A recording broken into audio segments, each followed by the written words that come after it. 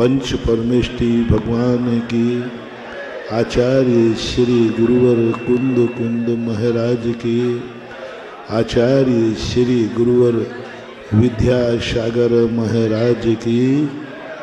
बस अब एकदम शांत। ओम शांति।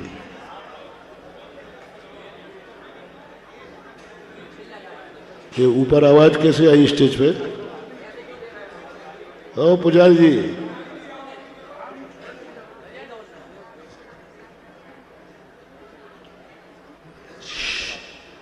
डॉक्टर साहब साइलेंट।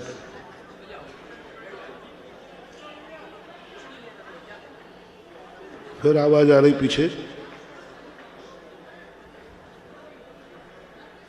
ओम नमः शिद्धिव्या भूल जाता है तो इसको एकदम साइलेंट हो जाना चाहिए।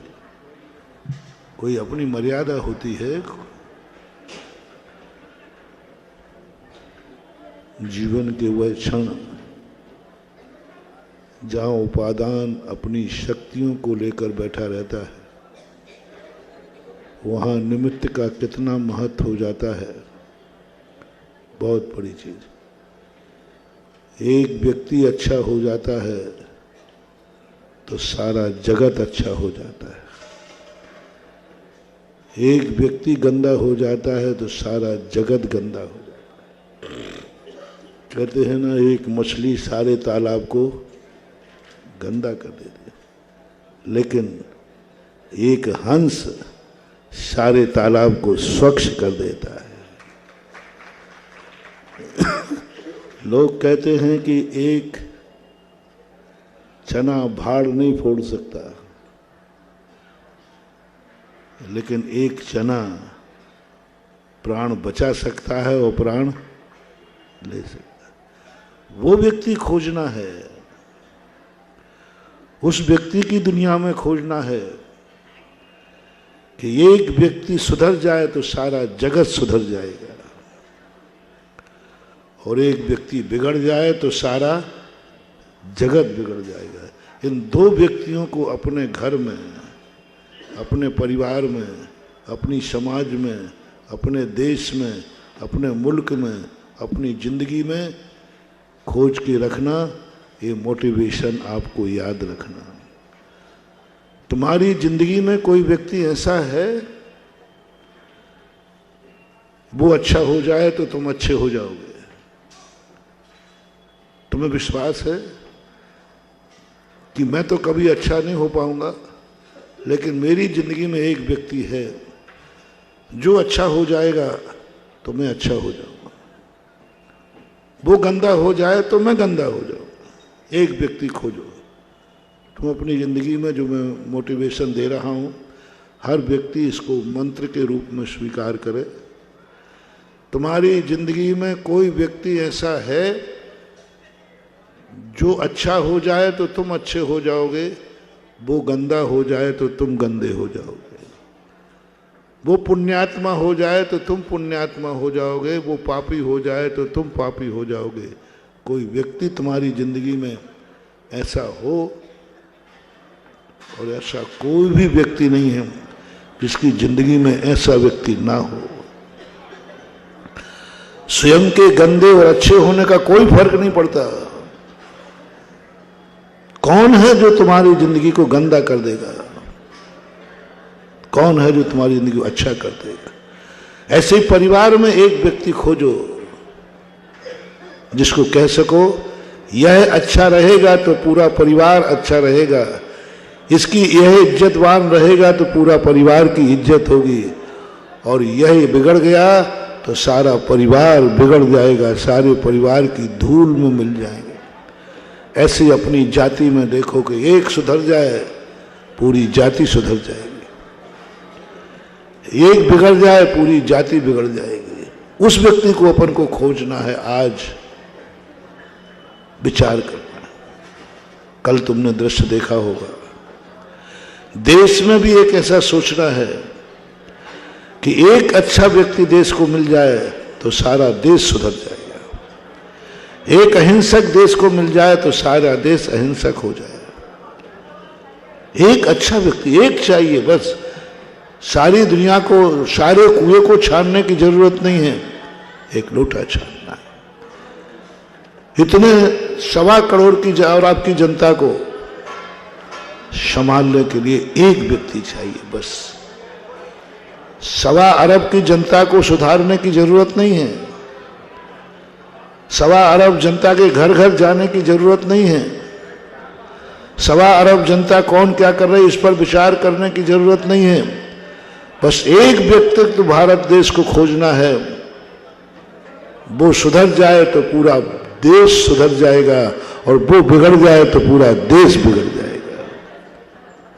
एक, जिसको अपन राजा बोलते हैं, एक राजा मिला था देश के लिए, नाभि राय का पुत्र ऋषभ कुमार, राजा ऋषभ देव। सारी प्रजा दुखी थी, एक राजा सुखी था, सारी प्रजा सुखी कर दी उसने। एक राजा हिंसक था, सारी प्रजा हिंसक हो गई। एक राजा ने अरबों खरबों की जनता को, एक राजा ने एकाश चंद्रा तमोहंती, अनेक तारागण मिलकर के भी जो प्रकाश नहीं दे पाते, वो एक चंद्रमा सारे जगत को प्रकाशित कर देता है। एकाश चंद्रा तमोहंती। हम तारागणों को इकट्ठा करते हैं, अमावस्या के दिन सबसे ज्यादा तारागण होते हैं और उसी दिन सबसे ज्यादा अंधेरा होता है, और पूनम के दिन सबसे कम तारे दिखते हैं और सबसे ज्यादा उजाला पूनम के दिन। एकाश चंद्र तमो, एक सूर्य सारे जगत को प्रकाशित कर सकता है, एक व्यक्ति क्यों नहीं सारे जगत को, नियत को बदल सकता है, नियत को बदल। ऋषभ देव ने उस नियत को बदल दिया। अंधेरा छा पूरे जगत में, आज तक कोई मुनि महाराज नहीं थे दुनिया में, एक ने मुनिवत का कदम उठाया, सारे जगत में मुनियों का प्रकाश फैल गया। 18 कोड़ा कोड़ी सागर वर्ष का फैला हुआ अंधकार, 18 कोड़ा कोड़ी सागर वर्ष का फैला हुआ अंधकार, एक व्यक्ति ने छोटी सी घटना पर, नीलांजना की मौत पर, नीलांजना की मौत पर सारे जगत को प्रकाश दे दिया। मौत पर वैराग्य लेकर और साधना करने में ऐसी क्या व्यक्तित्व था इनका, क्या स्थितियां थी। एक व्यक्ति ने 18 कोड़ा कोड़ी सागर वर्ष का अंधकार मिटा दिया। एक व्यक्ति ने उस रास्ते में जो घास उगाया था, रास्ता ही खत्म हो गया था, कदम चलते ही वो रास्ता ही नहीं हाईवे बन गया। ऐसा कौन सा व्यक्ति है? महान व्यक्ति वह है जो रास्ते नहीं खोजता है, जहां से जाता है वो रास्ता बन जाता है। ऋषभ देव को कोई रास्ता नहीं मिला, ये चलते गए, रास्ता बनता गया, रास्ता बनता गया। नदी के समान महान आत्माएं होते हैं। नदी के 2 किनारे होते हैं। नदी ने किनारों को बनाया या किनारों ने नदी को बहाया? पहले क्या हुआ है? नदी बही है सो किनारे बने हैं, कि किनारे बने हैं सो नदी बही है? किनारे बनते जाते हैं, नदी बहती जाती, दोनों एक साथ होते। सबसे शुरुआत में नदी बही होगी, किनारा मिला होगा। नदी बनती जाती, किनारे बनते जाते, नदी बहती जाती बढ़ती जाती। ऐसा ही ये दुनिया है।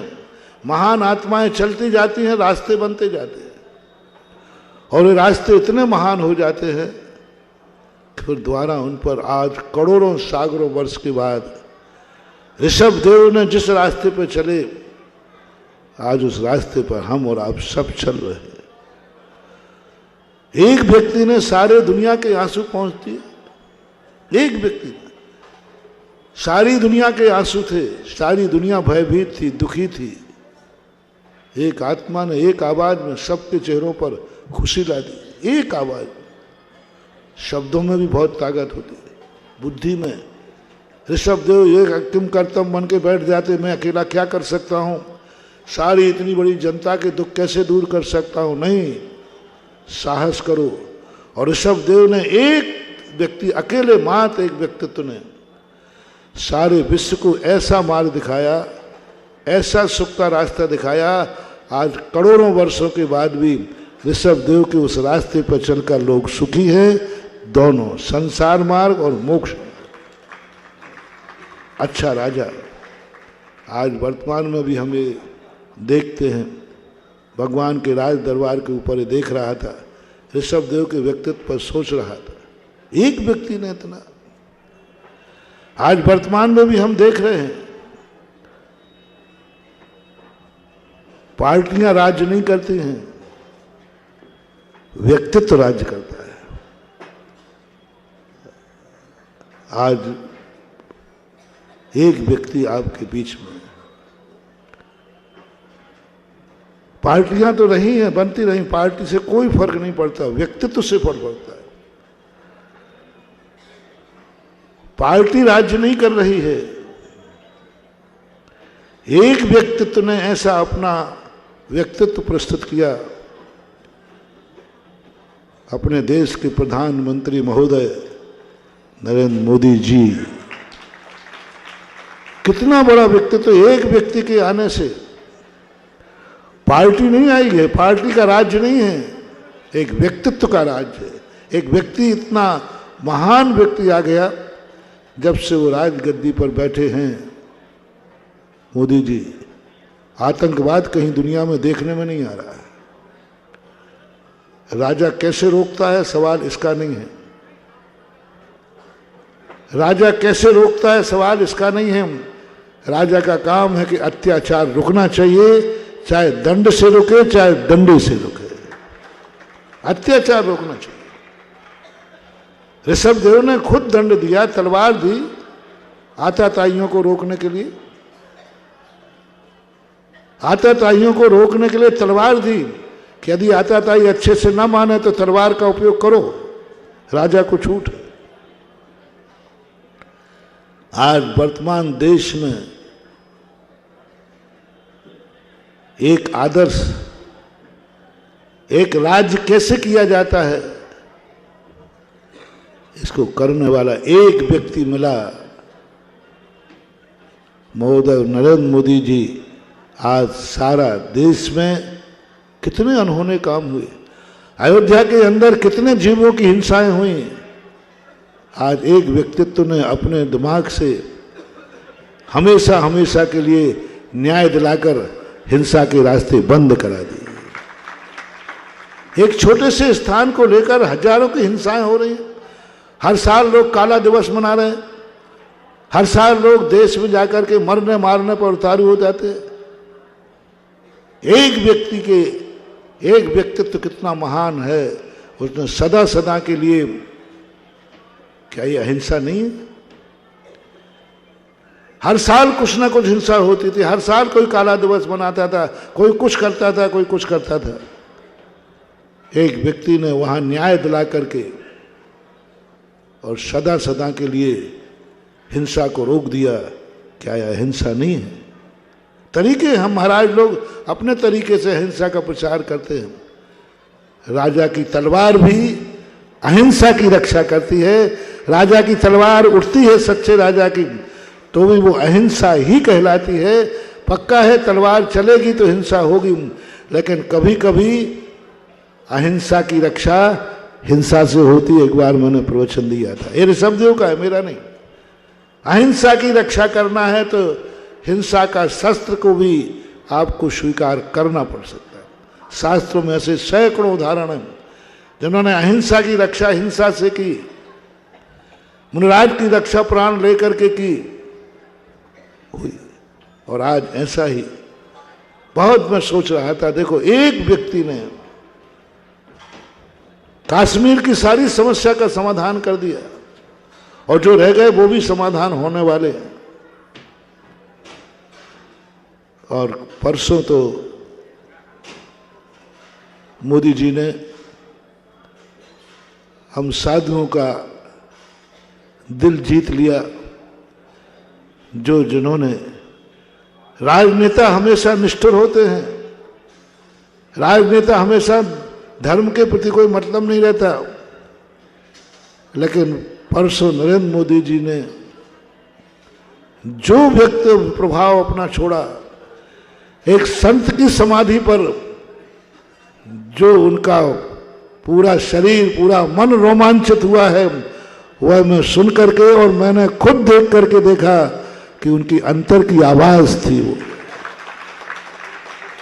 राजनीति की आवाज नहीं थी, पार्टी की आवाज नहीं थी, वोटों की आवाज नहीं थी, वो मोदी जी के अंदर की चेतना की आवाज थी, जिन्होंने यह दिखा दिया कि हम देश में कितनी भी राजनीति हो, यह देश संतों का देश है और संतों के जाने पर अंतर चेतना से 20 सेकंड 10 सेकंड तक आवाज नहीं निकली। जो दहाड़ने वाला व्यक्ति है, आचार्य श्री के उपकार को जैसे उनके मन में स्मरण आया, उनका रोम रोम गदगद हो गया। उस समय उनका चेहरा देखने लायक था। बहुत बड़ी चीज, यही संस्कार एक सच्चे राजा का होना चाहिए। और उन्होंने जब बात ये कही कि पूज्य गुरुदेव आचार्य विद्यासागर का मेरा व्यक्तिगत संबंध है, सार्वजनिक संबंध होना अलग चीज है और व्यक्तिगत संबंध होना अलग चीज है। व्यक्तिगत संबंध वो कहलाता है जैसे बेटे और बाप का संबंध होता है, ऐसे ही गुरु और भक्त का व्यक्तिगत संबंध था। और व्यक्तिगत संबंध में जो उन्होंने बात कही, महानुभाव, आज पार्टियां सभी हैं, कर किसी के पास नेता नहीं है। बीजेपी ये अहंकार ना करे कि मेरा राज्य चल रहा है, ये अहंकार करे कि आपकी पार्टी को ऐसा व्यक्तित्व मिला, ऐसा आपका प्रधानमंत्री मिला, जिसने आपकी पार्टी को रास्ते, कोई भी चीज व्यक्ति से बहुत इज्जत पा जाती है। एक व्यक्तित्व तुम्हारे सामने आया, एक व्यक्ति ने सारी पार्टी को, सारे देश को एक दिशा दी। राजा कैसा होता है, राजनीति कैसी होती है कि आज दुष्ट लोग, आतंक फैलाने वाले लोगों को भारत की नजर उठाने के पहले ही नजर झुकाना पड़ती है। इस समय प्रधानमंत्री जी कौन हैं? देश पर दया नहीं कर रहा है वो दया कर रहा है कौन है इस समय प्रधानमंत्री। उस व्यक्तित्व को देख करके जो आतंकवादी आंख निकालते थे, वे आंख झुका करके, और है ये सोचना, सबको सोचना, एक व्यक्ति सोचना है। देश के राजा को यदि अपन सही चयन करेंगे तो बहुत कुछ हो जाएगा। भारत रत्न वाली बातें आएगी। कुछ नहीं मांगो रे, नरेंद्र मोदी से कुछ भी मांगने की जरूरत नहीं। परसों के प्रवचन से अपन क्या मांगेंगे जो मोदी जी महाराज के नाम से देंगे। हम मांगे पराये लोगों के सामने, हम मांगे दूसरों के सामने। नरेंद्र मोदी जी तो खुद अपने गुरु के भक्त हैं, उनके तो खुद गुरु हो गए, अब उनसे क्या मांगे? क्या मांगोगे उनसे? क्या मांगना है उनसे? जो खुद उनका हो गया, जो खुद उनका हो गया, गुरु जी खुद उनके हो गए, अब कुछ नहीं रहा। अब कुछ भी मांगने की जरूरत नहीं है, कोई पत्राचार करने की जरूरत नहीं है। परायों से मांगा जाता है। सारे भारत के भक्तों से मेरा कहना है, कोई पत्राचार मत करो, कुछ मत करो, क्योंकि पूज्य गुरुदेव आचार्य विद्यासागर इस देश के प्रधानमंत्री नरेंद्र मोदी जी के व्यक्तिगत गुरु थे। अब व्यक्तिगत गुरु के लिए कौन क्या करता है सबको मालूम एक बेटा अपने पिता के लिए क्या करता है। और व्यक्तिगत जब उनके गुरु थे तो मुझे तो लगता है उनकी भावनाओं से आचार्य जी के नाम से देश में कुछ ऐसा कुछ करेंगे जो अपन लोग सोच भी नहीं पाएंगे। उनको अमर करेंगे, वो उनको अमर करेंगे, ऐसा अमर करेंगे कि देश याद करेगा। और सही राजा की एक ही आदत होती है, बिन मांगे मोती मिले, मांगे मिले ना भी। परसों की जो बात मैंने सुनकर के बस मैंने भी विचार छोड़ दिया, अब कुछ नहीं कहना है। जब अभी तक तो मैं अपना व्यक्तिगत गुरु मानता था और मेरे समान हमारा देश का प्रधानमंत्री महोदय भी अपना गुरु मान रहा है, व्यक्तिगत संबंध जोड़ लिया और अंतर चेतना से जोड़ा। सब तरफ से कल परसों उन्होंने व्यक्तित्व को, परसों उन्होंने अंदर की आवाज को प्रकट करके अभी तो देश को जीता था, अब साथियों के हृदय को भी उन्होंने प्रभावित कर दिया, बहुत बड़ा प्रभाव किया। और एक ऐसी स्थिति हमने पहली बार देखी। और एक व्यक्ति सुधरता है, सारा जगत सुधर जाता है। आज जिस ढंग से उनके जो कार्य हो रहे हैं राष्ट्र के नाम पर, वो हर नेताओं को ईर्ष्या नहीं करना चाहिए, शिक्षा लेना चाहिए। देश आज विश्व में कितना बड़ा स्थान पहुंच चुका है।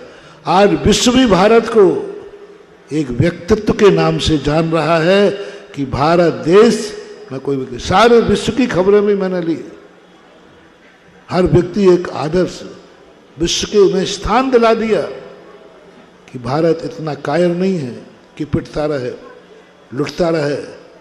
भारत खुद अपनी रक्षा करके जानता है, ये हमारे प्रधानमंत्री महोदय ने दिखा दिया। अभी तक लोग समझते थे कि भारत पिटने वाला है, लुटने वाला है, कितने ही आतंक पहुंचाओ, श्रद्धांजलि सभा जमा करके हम जो शहीद मर गए हैं, जो आतंकवादियों से मरे हैं, हम उनके मन में दुखी हैं, ऐसा बना करके छोड़ देते थे। और फिर 2 दिन बाद फिर कोई बम ब्लास्ट हो जाता, फिर कोई नेता मरता था, फिर कोई कुछ होता था। ये सब करके नहीं, उन्होंने दिखा दिया ये कि भारत देश दुश्मनों से मरना नहीं जानता है, मारने वालों को सबक भी सिखा सकता है, अपनी रक्षा भी कर सकता है। और कितने जीवों की रक्षा करके, तो मैं आज उस बात को कहना चाह रहा हूं कि एक व्यक्ति कुछ नहीं कर सकता, कितना बड़ा कार्य। एक राजा यदि सही बन जाए, सही संकल्प हो जाए, अपनी कर्तव्य निष्ठा पर आ जाए, तो सारा देश को शांति दे सकता है, सारे देश को अहिंसक बना सकता है, सारे देश में अच्छाइयां उत्पन्न कर सकता है, और कर रहे हैं। इसलिए मेरा तो सभी से कहना है कि आचार्य जी के संबंध में 2-3 दिन से मेरे पास खूब चर्चा रही। महाराज आवाज़ लगाओ, आचार्य जी के नाम से विश्व में होना चाहिए, ये आवाज़ें आ रही थी, कुछ करना चाहिए। आप मोदी जी से कहिए। मैंने उनका जो 5 मिनट का व्यक्तित्व था, वक्तव्य था, उसको सुनने के बाद अब मैं नरेंद्र मोदी से कुछ भी नहीं कहूँगा, क्योंकि हमारा प्रधानमंत्री महोदय मोदी जी इतने अच्छे हैं, वे खुद इतना अच्छा करेंगे कि शायद अपन मांगने पर भी उतना अच्छा नहीं कर पाएंगे। अंदर की भावना है, उनके वो आदर्श हैं।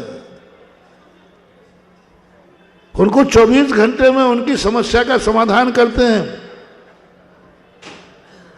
तुम लोगों से बहुत आगे निकल गए, उनका करें, उनका डायरेक्ट संबंध हो गया आचार्य से।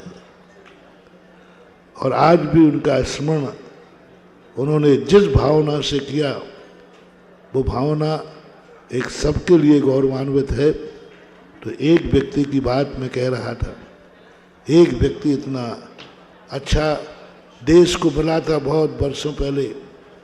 एक राजा यदि अच्छा मिल जाता है तो बहुत बड़ा कार्य हो जाता है। एक आचार्य ने, आचार्य परमेष्ठी ने, एक आचार्य परमेष्ठी ने श्रवण संस्कृति की ध्वजा सारे को बता दी कि मुनि धर्म क्या होता है।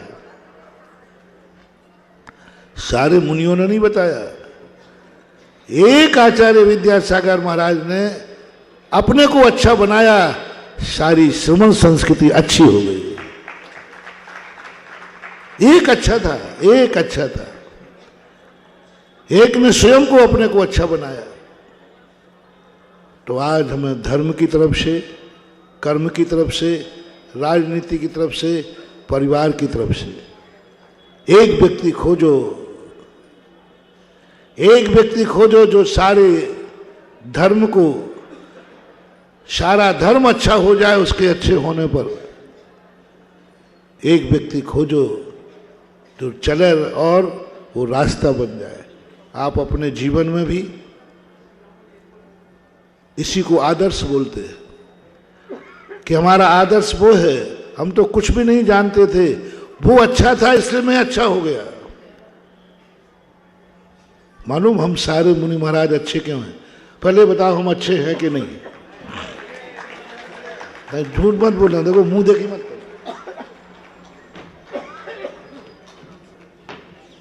बताओ ना अच्छे हैं कि नहीं? हाँ, मुंह देखी कर रहे हो ऊपर से, अंदर से बोलो। अच्छा अंदर से बोलो, नहीं चलो नहीं ऐसा बोलो महाराज 50-50, 50 अच्छे हो 50 बुरे हो, है? बोलो अच्छा हूं कि नहीं? और मैं अच्छा हूं ही नहीं। तुम कह रहे हो मैं अच्छा हूं, मैं अच्छा हूं ही नहीं। मैं तो ये कह रहा हूं मेरे गुरुदेव अच्छे थे इसलिए मैं अच्छा हूं। कौन अच्छे थे? मैं अच्छा नहीं हूं, मैं तो बंधु था। मैं तो अज्ञानी था। मेरे गुरु ज्ञानी थे इसलिए मैं ज्ञानी हूं। मेरे गुरु अच्छे थे इसलिए मैं अच्छा हूं। मेरे गुरु का रास्ता बनाया इसलिए मैं चल रहा हूं। ये बात, और बात गर्व से कह रहा हूं। वो अच्छे थे इसलिए मैं अच्छा हूं। आप अपने परिवार में भी ऐसा बनाओ कोई कि एक व्यक्ति कह सको हमारे परिवार का ये व्यक्ति अच्छा है इसलिए मैं अच्छा हूं। यदि ये अच्छा नहीं होता तो मैं भी अच्छा नहीं होता। ऐसे देश के लिए जो मैंने बताई, देश के लिए एक व्यक्ति अच्छा बनाओ, सारा देश अच्छा हो जाएगा। एक व्यक्तित्व ने दिखा दिया कि राज कैसे होता है, प्रधानमंत्री पद कितना पावरफुल होता है, प्रधानमंत्री क्या कर सकता है देश को। रोने से कोई काम नहीं चलेगा, व्यक्तित्व को दिखा करके। और आज भारत को सारे आतंकवाद से मुक्त कर दिया। और हर समस्या का जहां लड़ाई झगड़ा है वहां एक ही बात सोच रहे हैं मोदी जी कि झगड़े खत्म करके जितना समय देश झगड़ों में निकाल रहा है, झगड़ों के बाद आंसू बहाने में निकाल रहा है, उतनी ताकत यदि देश के विकास में लगाए तो भारत देश विश्व में नंबर 1 पर आ सकता है। ये सोच हमारे वर्तमान प्रधानमंत्री महोदय नरेंद्र मोदी जी का है। आज मुझे कहना पड़ेगा, क्योंकि जिनके अंतस चेतना में सच्चे साधु की पहचान है, उनकी अंतस चेतना में सच्चे राष्ट्र की भी पहचान है, ये माना जाता है। और आज भगवान ऋषभदेव ने जैन धर्म का जो कितने 18 कोड़ा कोड़ी सागर वर्ष से लुप्त था,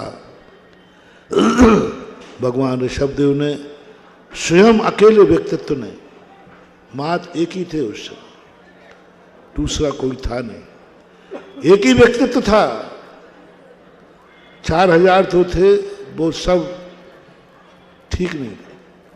अकेले ऋषभदेव ने ऐसी चर्या की कि क्या कमाल कर दिया। जब घर में थे तब वो किसी एक घर के नहीं थे, घर में थे तब घर वाले गर्व करते थे कि मेरे ऋषभदेव अच्छे हैं इसलिए हम अच्छे हैं। नाभि राय तक कहने लगे कि मेरा गर्व, मेरी इज्जत, मेरा अच्छापन मेरे बेटे के कारण है। मेरा बेटा अच्छा है इसलिए मैं अच्छा हूं। कई लोग कहते हैं, बहुत सारे लोग, आप लोग कई बार आते हो, महाराज जी मैं तो बहुत पापी था, बहुत बुद्धि था, मेरे बेटे के कारण से मेरी जिंदगी बदल गई। इस बेटे ने इतना अच्छा किया कि इसने मुझे भी अच्छा बना लिया।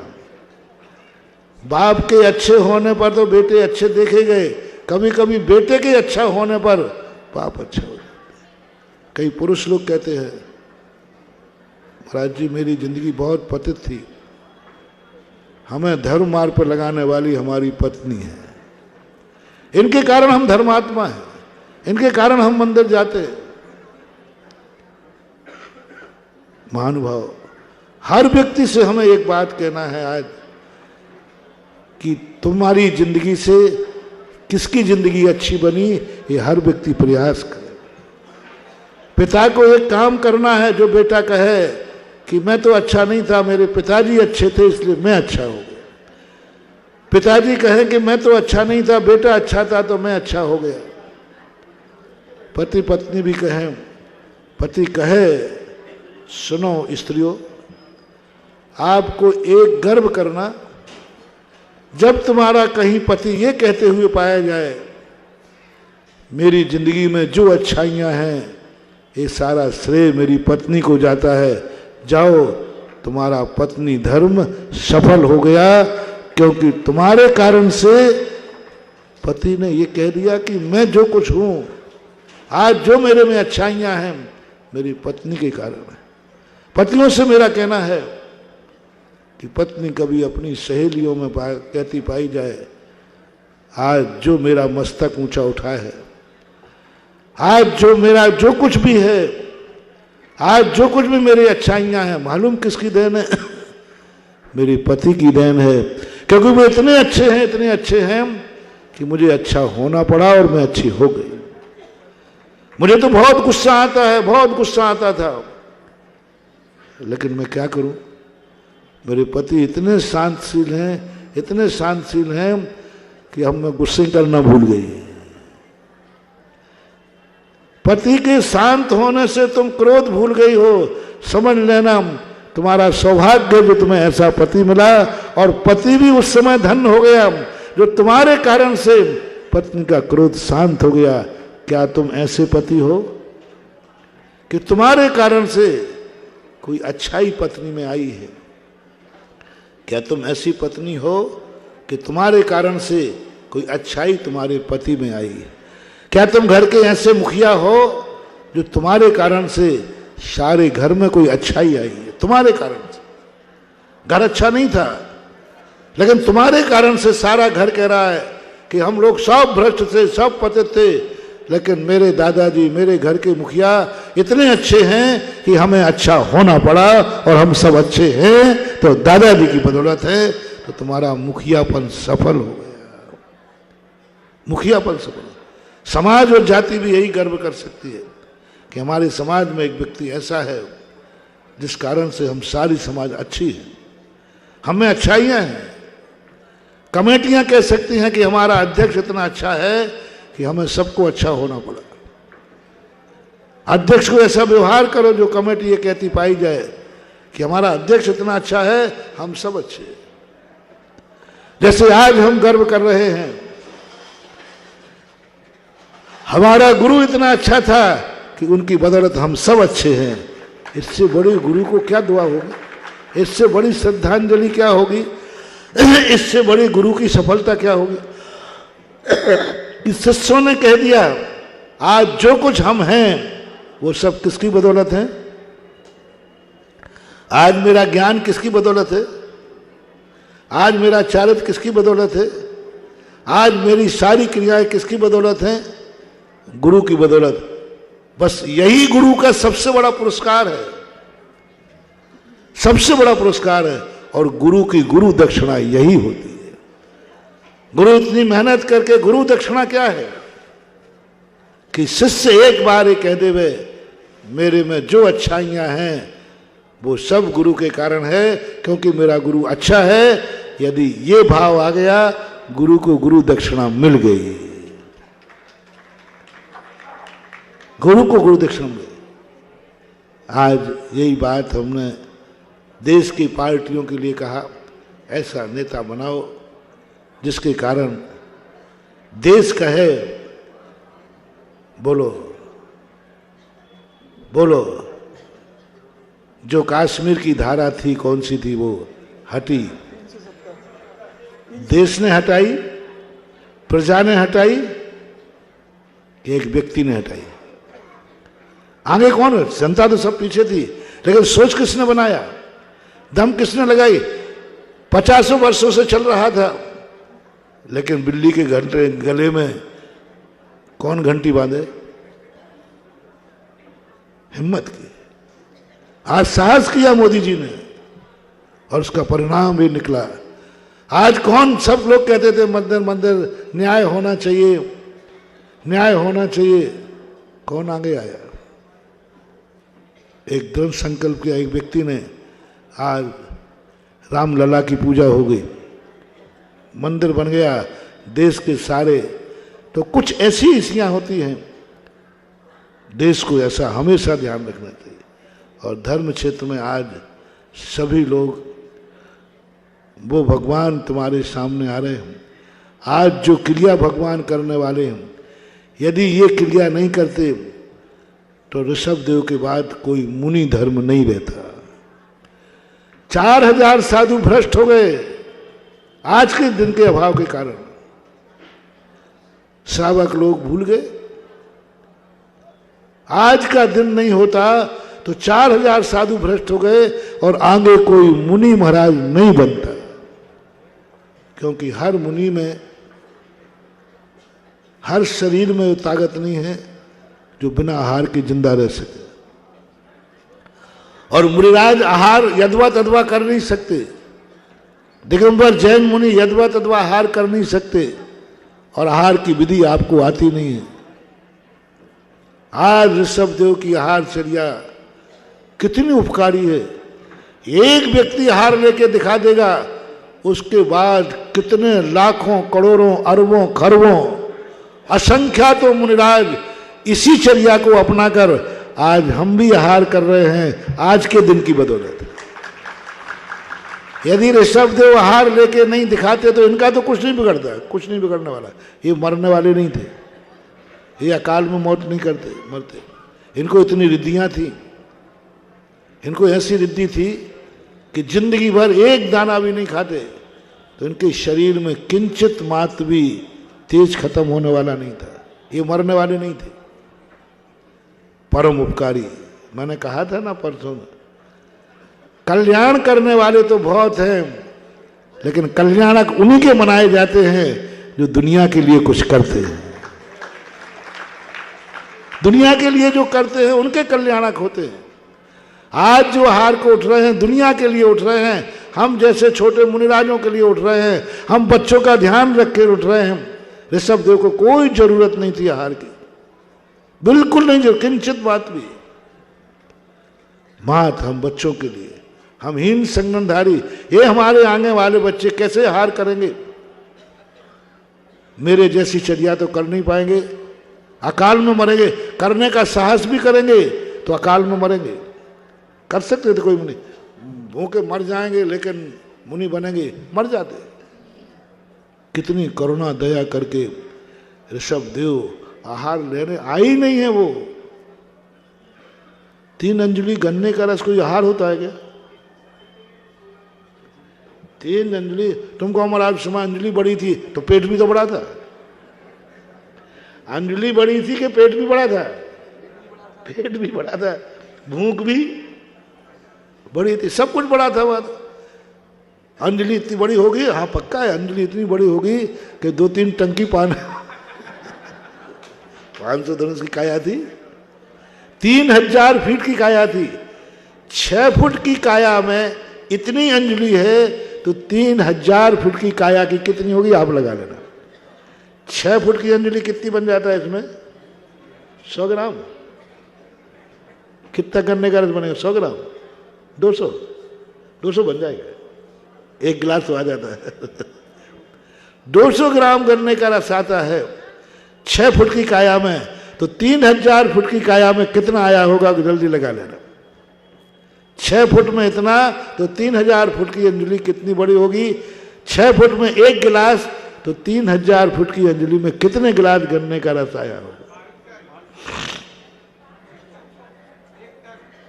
1 टन।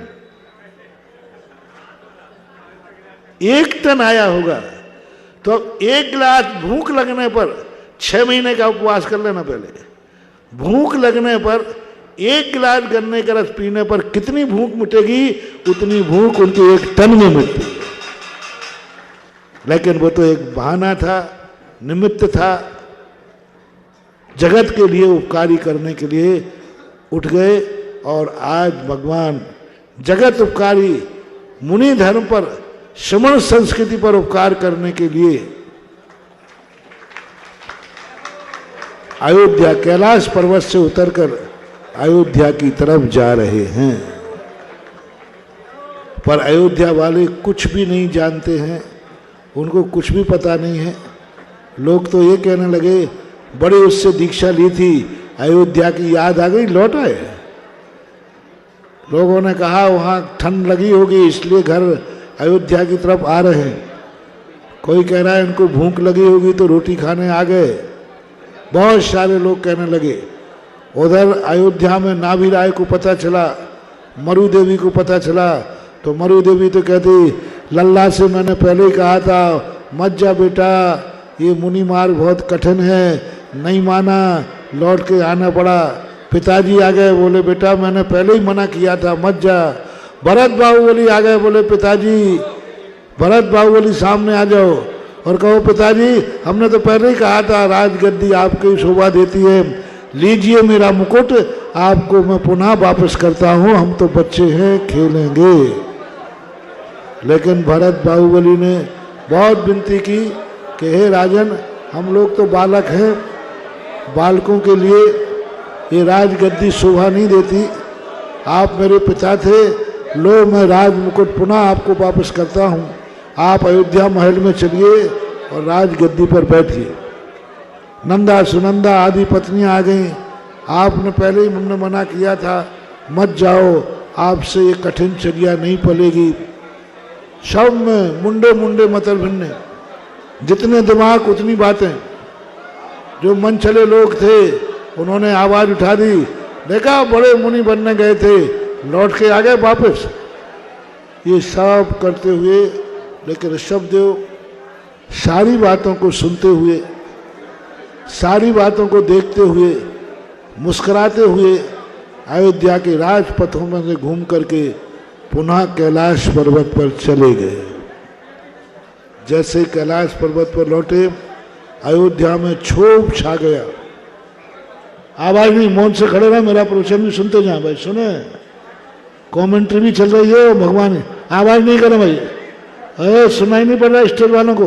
ओ चश्मा वाले, ओ चश्मा, ये हाथ में फल लिए, फल ये हाथ में फल लिए ना, कौन लिए फल?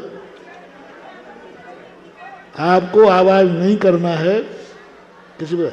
जो राजा श्रेयांश नाम बने हैं वो अलग रहे, आप लोग आवाज नहीं करना।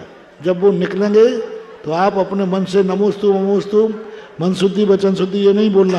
आप लोग इस समय सब बुद्धू हो, मूर्ख हो, मात अपने बन की बातें कर सकते हैं।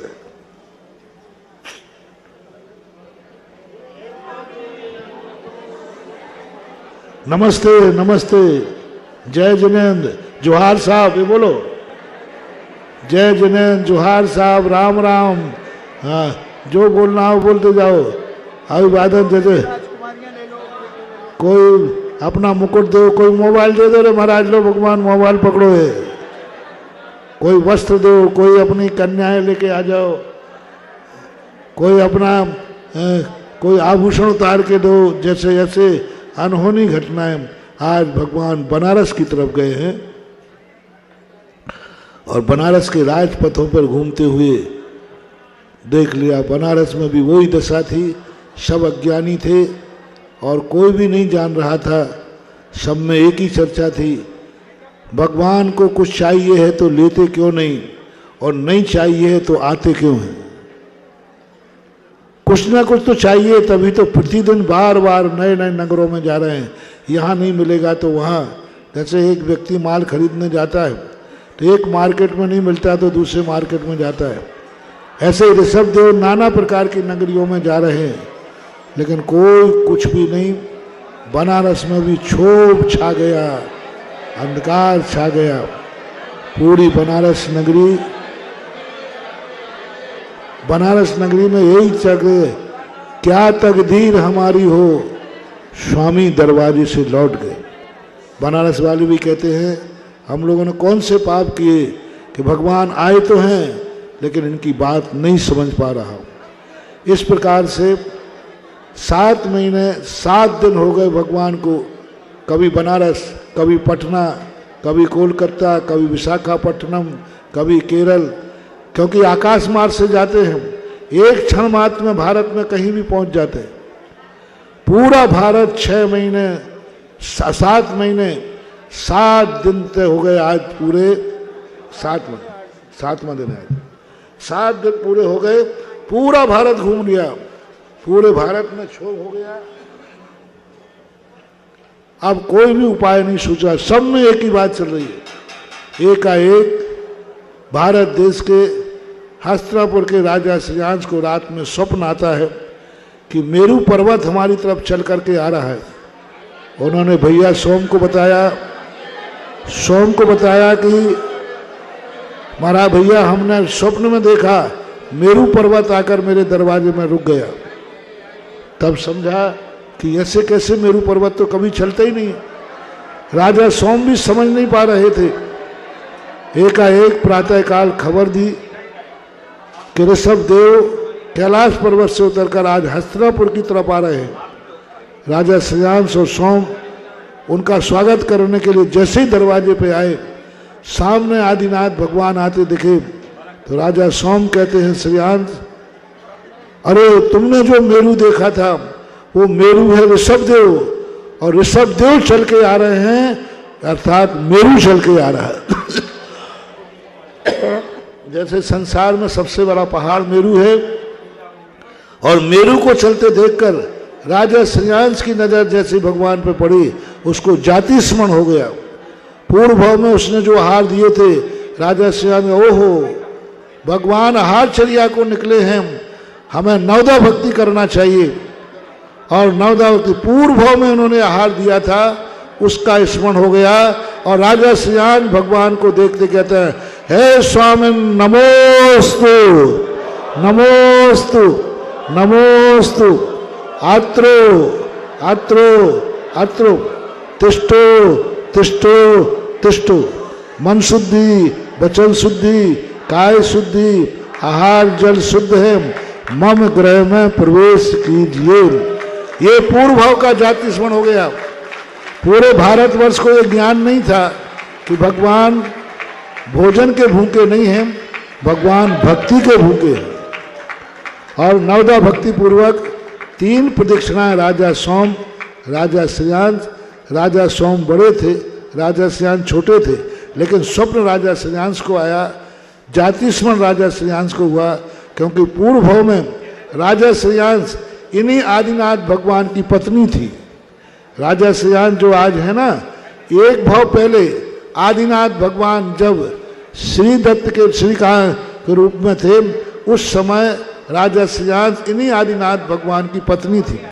और उस समय इन दोनों ने मिलकर जो आहार दान दिया था, वह आहार दान स्मृति में आ गया कि ओहो आज शब्द आहार को निकले हम।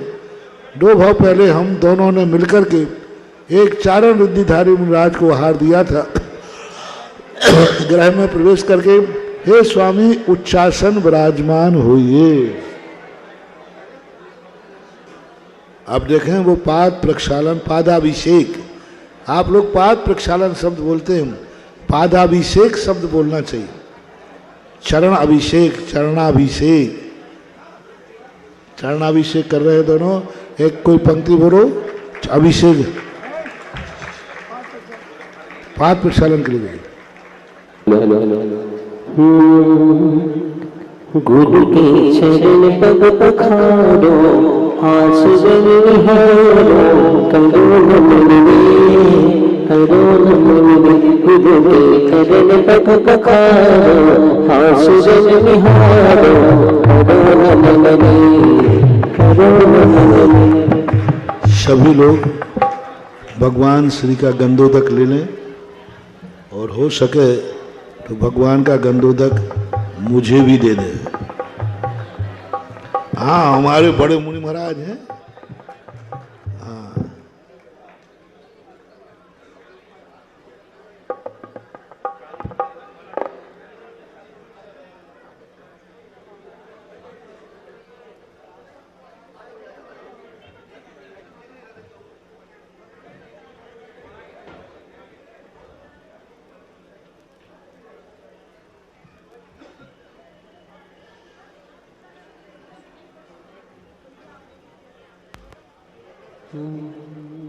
पूजन। अब देखो भगवान की जो विधि है, किस प्रकार से राजा श्रेयांश ने जाति स्मरण के माध्यम से जान करके, और कैसी विधि उस चौथे काल में होती थी, विधेय क्षेत्र में होती थी, उसको उन्होंने स्मरण करके किया। अब भगवान का पादाभिषेक होने के बाद पूजा करना, उच्चासन विराजमान हो गए। श्री शबदेव सुआद जी श्रीवाद के,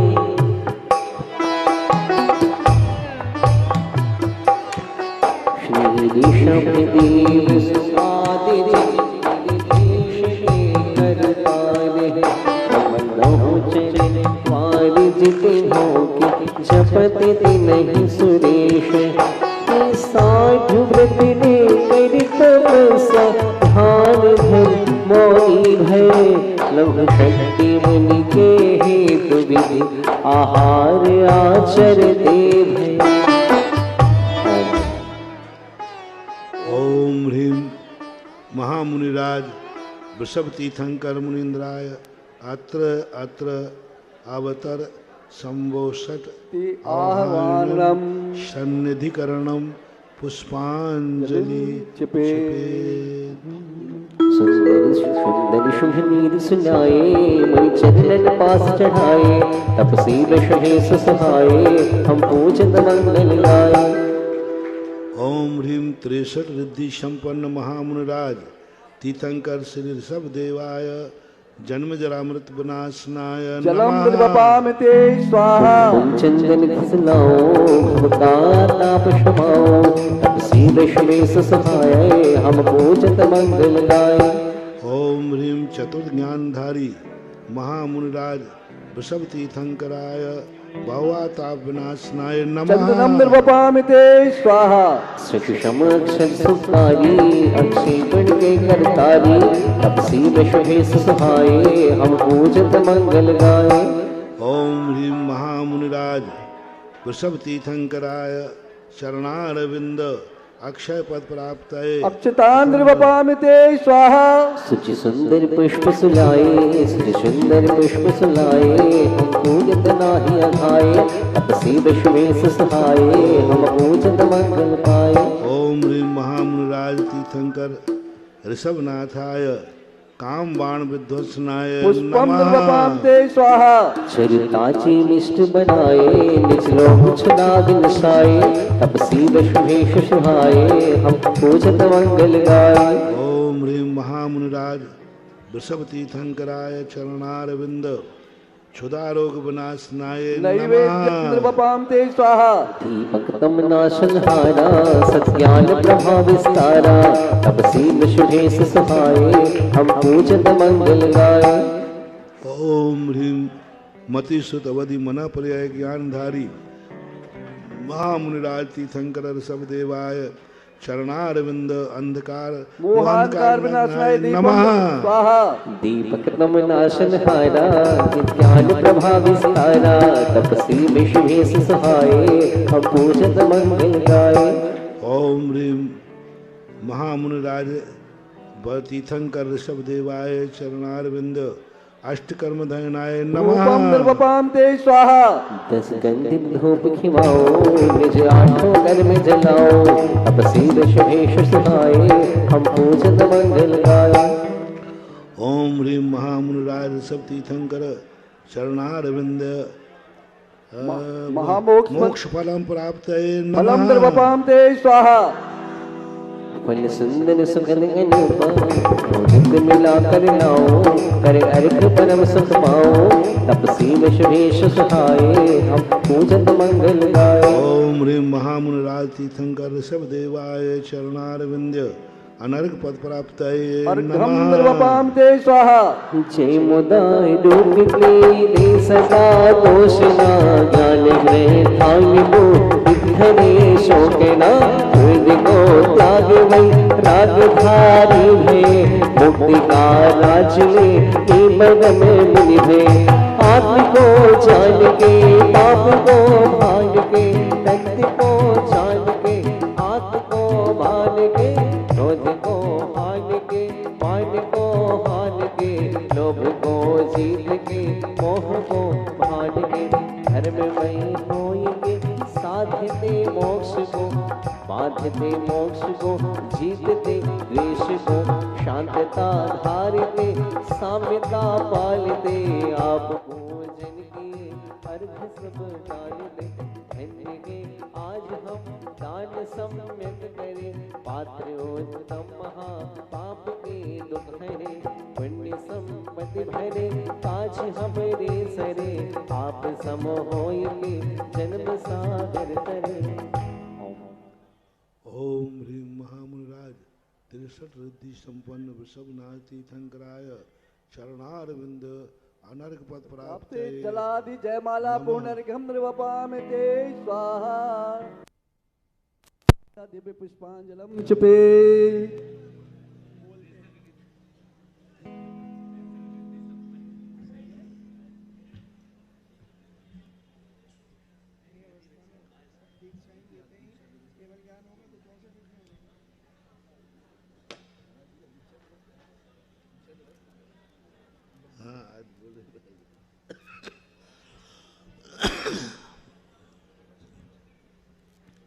देखो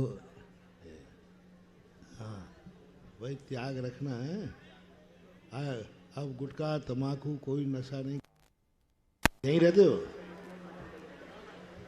और कहाँ जहाँ भी मंदिर हो कम से कम अभिषेक करना चाहिए। बाहर की बीमारी हाली की छूट रखो और रात्रि भोजन में अन्न का त्याग। देवारी रे अरे मेरे को दे दे तो कंसेशन मिल जाए। अब यहाँ क्या कंसेशन? अरे इनको हार देने के लिए तो दुनिया की कोई भी चीज त्यागना पड़े तो अभाग्य मान के त्यागना। और रात्रि भोजन में अन्न का त्याग रात्रि में रहेगा, ऐसा नियम ले लें। कुछ परिस्थिति मत देखो, कोई बात नहीं, बहुत सारी चीजें हैं खाने को। कोशिश शब्द नहीं चलता भगवान के सामने, मेरे सामने तो चल जाता है, उनके सामने नहीं चलता। अन्न का त्याग मात्र, अन्न की वस्तु रात में जीवन में कभी नहीं लेना। हाँ, और नशे का गुटखे आदि का प्रयोग नहीं। और विशेष परिस्थिति को छोड़कर प्रतिदिन अभिषेक, व्यसनों का त्याग, ये होना ही चाहिए। जब तक वो विचार कर रहे, आज 2 मिनट देखो, त्याग की बात कहें। आज हमारे छुल्लक जी का दीक्षा दिन है, दीक्षा दिवस है।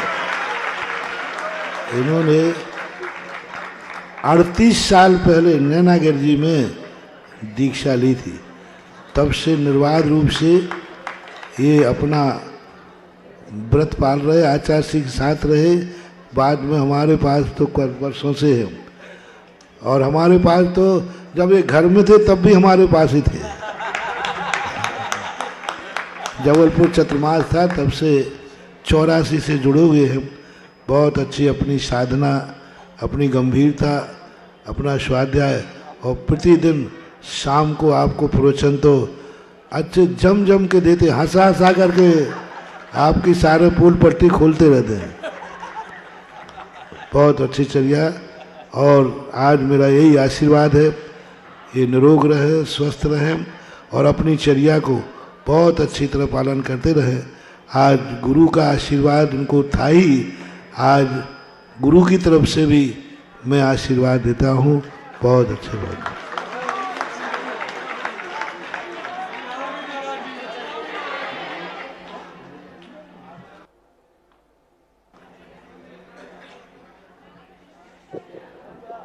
मुनि व्यापक श्रवण जगत पूज्य मुनि श्री 108 सुधा सागर जी महाराज की, शुल्लक श्री 105 गंभीर सागर जी महाराज की।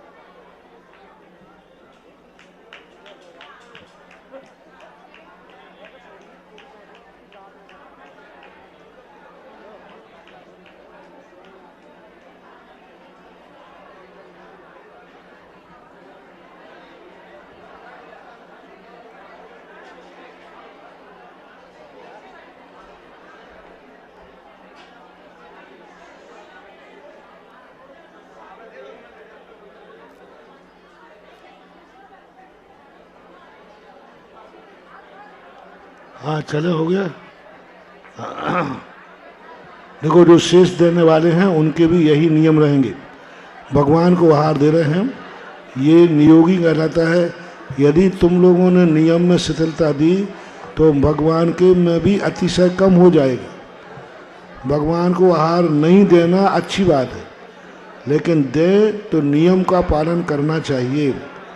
नहीं देते हैं कोई बात नहीं, आपकी मर्जी, लेकिन ये प्रतिष्ठा है। इसमें यदि आपने नियम को कमजोर किया, शिथिल किया, तो मूर्ति में अतिशय कम होगा, उसका दोष आपको लगेगा। इसलिए आहार वही देंगे जिनके रात्रि में अन्न का त्याग है, सप्त व्यसन का त्याग है और नशे का, गुटखा, तम्बाकू का त्याग है, और कम से कम जहाँ रहते हैं वहाँ विशेष परिस्थिति को छोड़कर अभिषेक पूजन का नियम हो, वो ही भगवान को आहार देवे। ज़्यादा भीड़ करने की ज़रूरत नहीं है, ये प्रतिष्ठा है। कोई साधारण में चीज समझ लो, सबसे बड़े मुनिराज को तुम आहार दे रहे हो, सबसे बड़ी महाशक्ति को आहार दे रहे हो। इस समय तो ऐसा भाव आना चाहिए कि कोई भी व्रत लेना पड़े तो इस आहार देने के लिए ले लेना चाहिए। यदि थोड़े से नियम लेकर के आपको आहार देने का समय मिलता है तो अवभाग्य मान के लेना, भार मान के नहीं। अब भगवान आहार के पहले हाथ आदि प्रक्षालन करने के बाद अब सिद्ध भक्ति पढ़ रहे हैं। अथ आहार वेलायाम, आहार क्रिया वेलायाम श्री सिद्ध भक्ति का आयुष्यगम करो।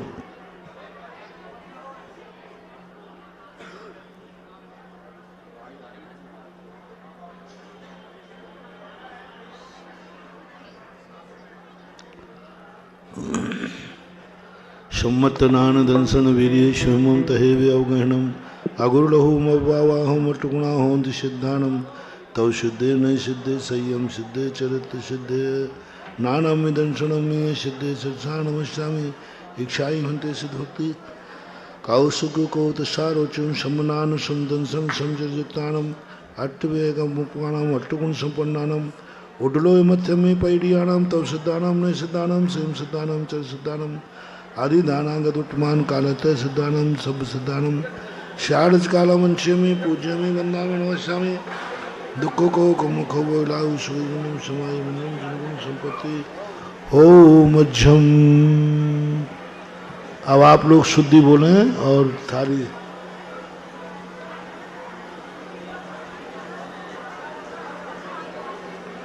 और बोले गुरु ने जो नियम बताए थे वो नियम मैंने ले लिए। बोलो ये हाँ, अब दो धन्यदाता धन्यपात, धन्यदाता धन्यपात, धन्यदाता धन्यपात। बोलो सबको बोलना है धन्य पात्र, धन्य दाता, बोलो धन्य पात्र, धन्य दाता, धन्य दाता, धन्य दाता, धन्य दाता, धन्य दाता, धन्य दाता, धन्य दाता, धन्य दाता, धन्य दाता, धन्य दाता, धन्य दाता, धन्य दाता, धन्य दाता। आहार दान के बाद भगवान धन्य दाता। राजा सिंहासगढ़ में पंच आश्चर्य हो रहे हैं। पंच आश्चर्य कुबेर आदि के द्वारा पंच आश्चर्य, आकाश से पवन वृष्टि, रत्न वृष्टि, गंधोदक वृष्टि, जय जयकार ध्वनि आदि ये कुछ है। अब जो त्यागी वृत्ति हैं वो दे लेंगे।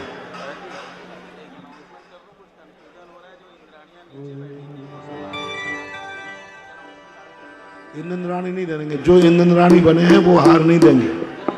स्वर्गीय देवी देवता हार नहीं देंगे।